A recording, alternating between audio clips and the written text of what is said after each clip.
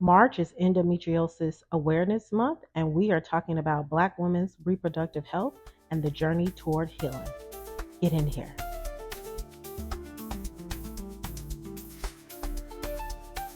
Hey, y'all. I'm back with another episode. I'm here. I'm talking all things overall well being, holistic well being, right? Helping you to break free from self abandonment and reclaim your power. And one of the areas that I focus on is reproductive health. Now, as you guys know, that I have endometriosis. And I've been dealing with this for 30 years, but I've just been diagnosed recently within the past year. And so, also, if you've been here and just been following me around, I have moved to upstate New York due to some unforeseen circumstances, and I've been back in LA so that I can attend some medical appointments and focus on my treatment. And so I've been doing countless tests, blood works, MRIs, ultrasounds, and I'm finally trying to get to a treatment plan that will work for me to help me decrease my pain. Now, why this episode matters is because one in 9 women who battle with this condition, um, our our needs often go unheard, our concerns are often dismissed, and our suffering is prolonged. And I'm here to empower you guys so that you can get your diagnosis or you can see if you have reproductive health abnormalities. Now, reproductive health abnormalities consist of things like endometriosis, but also it includes uterine fibroids, PCOS, pelvic inflammatory disease, ovarian cyst, among a couple of other things. And so it is about you knowing that you do not have to suffer or be in pain anymore. But let's talk about endometriosis since that is what I'm familiar with and because it's Endometriosis Awareness Month. Now, what is endometriosis? It is a tissue similar to the uterine lining that grows outside of the uterus, causing severe pain, infertility, and other health complications. For me, it causes severe pain for me. So I've been in pain for 30 years. Like when I was a kid in grade school, my dad would have to come and pick me up because when I was getting close to my period, like I would have the worst cramps, and then I would go home and I would just throw up, and it was a whole thing. I don't even want to say too much. I want to honor you. And so it impacts not just your physical health but mental and emotional well-being, because even back then when I was getting those early dismissals from school and taking care of myself at home, I would see the kids passing by from school on their way home, and I was kind of sad because I'm at home trying to heal myself. And so even at the age of 9, right, my mental and emotional well-being was being impacted. And so the research showed that Black women's pain is often dismissed or inadequately treated due to systemic biases, and that Black patients are less likely to receive pain medication than their white counterparts. We know that this is true. We know that they, as in the medical industry, they, as in people who are not Black people, think that do not take our pain seriously. They do not think that we are hurting when we tell them we are, when we go to the doctors. And so my personal journey has been hard. And so it really wasn't until about a year ago where my friend, who was also suffering from endometriosis and she's also a doctor, I was explaining to her my symptoms. And it's not a super close friend, but she's a friend. And so once I told her this, she said, "Girl, I think you have the endometriosis." And what's wild about it came from me talking about how it was hard for me to sit down, which is when you look up endometriosis, very much they have to have a colorectal team to be on standby because they are closely related. So when I was telling her how hard it's been for me to sit down and that I've also just been experiencing pelvic pain, she was like, "You need to call you need to get an endometriosis specialist. And at this time, I was getting the runaround anyway. I was going to the doctor 2 to 3 times a week. I wasn't working because like jobs were just bleak in Los Angeles, but also like my health, I really can't work. And so that was pretty tough.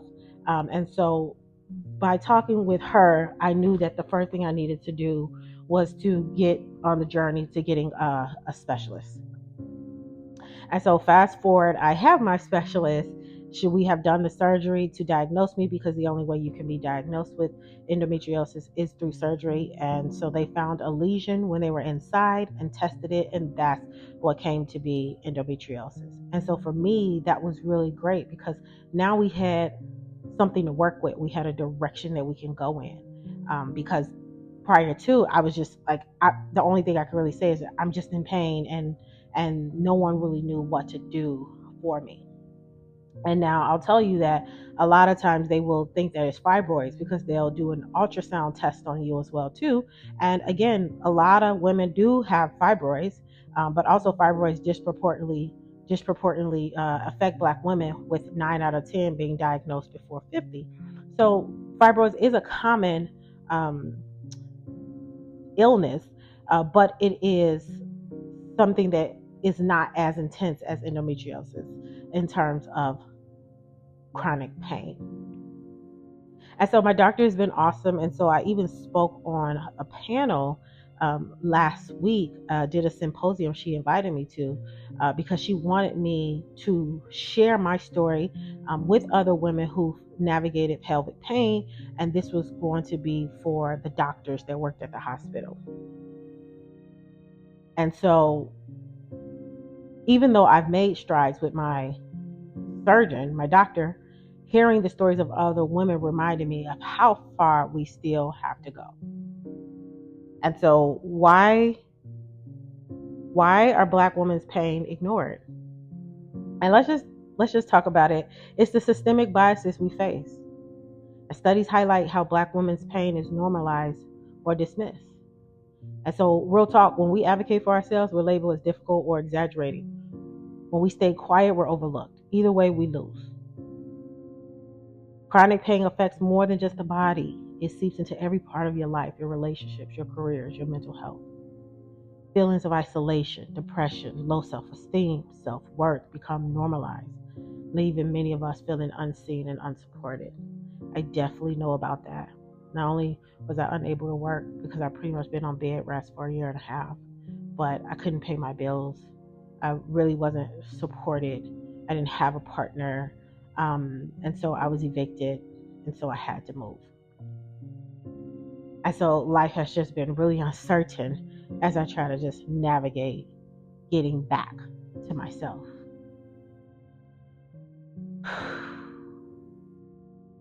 That was a lot, and I'm surprised I didn't cry during that part.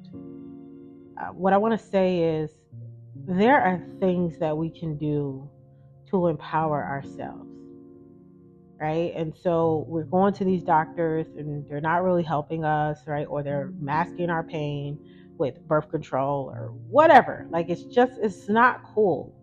And then you can see it in their eyes that they don't really know how to fully help you because reproductive health is still not been studied the way it should be. Because you know why? Because we're women. And this is a male dominated world. And so here's how you could take action. You need to educate yourself because knowledge is power. You need to learn about your body, your symptoms, and the treatment options that are available to you. Now, I'm just going to put a plug out there. I have an ebook that I'm currently creating that will walk you through, how to determine if you have reproductive health abnormalities. Because not all pelvic pain comes from reproductive health abnormalities. But because that is where my expertise lies, that is what the ebook is about. So if you are listening to me, I'm sure you can go to a website or my socials and it will take you to that to pre-order, or whenever you're listening to this, to order it. Another thing we could do is to seek community and support. We don't have to go through this alone. And so we need to join communities where women, especially Black women, understand what we're going through. And so I know for me, I have joined a few Facebook groups. I know that Nancy's Nook, shout out to Nancy's Nook, is like the biggest one. But you even have groups on the Facebook called Endometriosis Support Group. And then I also want to give another shout out to what I have. I have a Facebook page called Partners of Women with Reproductive Health Abnormalities. Now, the name might change or whatever, because right now I think it's Partners with Endometriosis or whatever. But really, for me, I am able to serve you because you suffer from chronic pelvic pain. So if you're always in pain and you don't know if it's a reproductive abnormality or if you've already been diagnosed, if it's endometriosis or adenomyosis, then I'm here to help you and empower you to get your diagnosis and the treatment that you deserve. As well as in this group, I am there to help support partners as well, because a lot of times men do not stay around to support their women, and that is just not cool. Also, you want to consult specialists and advocate for your health. So again, kind of like what I was saying, and the reason why you need to get the ebook is because I walk you through the steps, starting with your primary care. And I start with primary care because then they'll probably get you to an OBGYN, but then you also need to make sure your OBGYN is a specialist in, let's say, fibroids, PCOS, and endometriosis at best.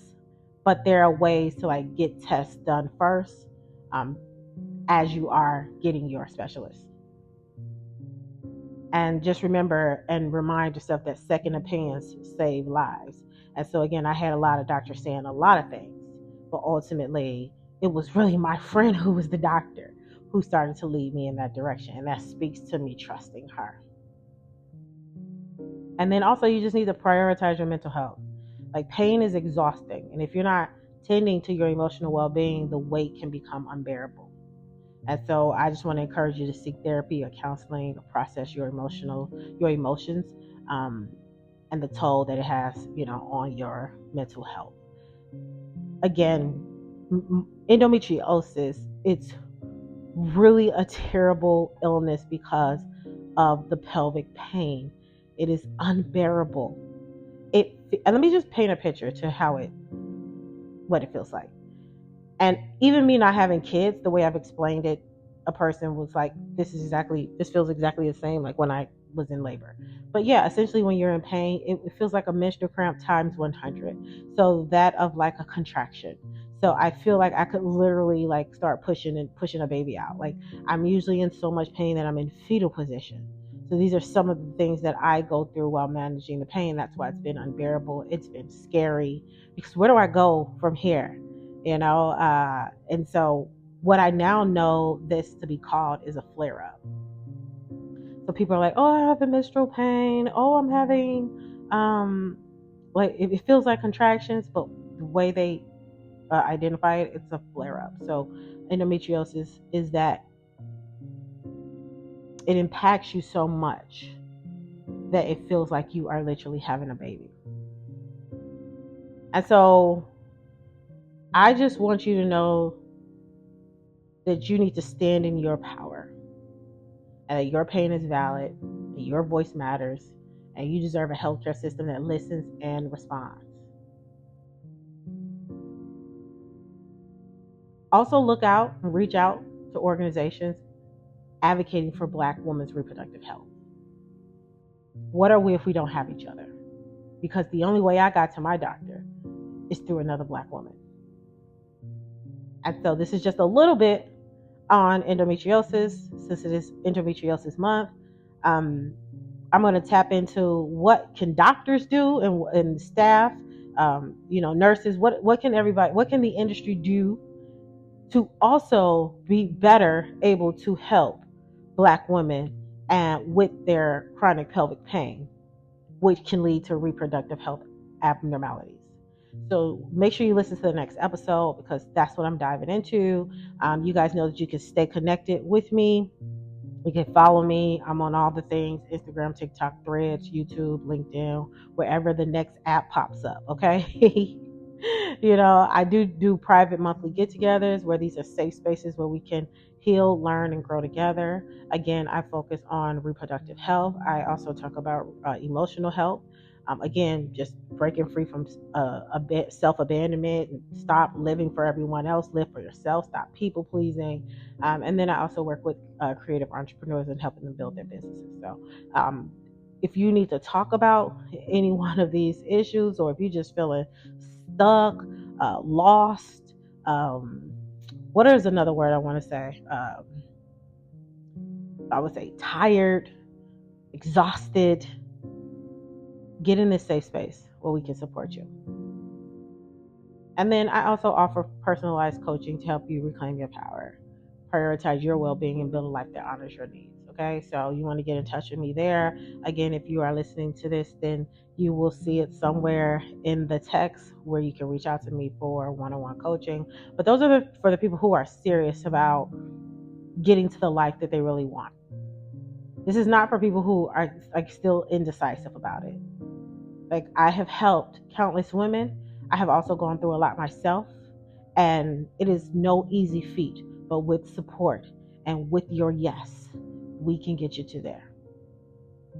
Until next time, this is Latoya Deshawn reminding you that your pain is real, your voice matters, and together we can change the narrative.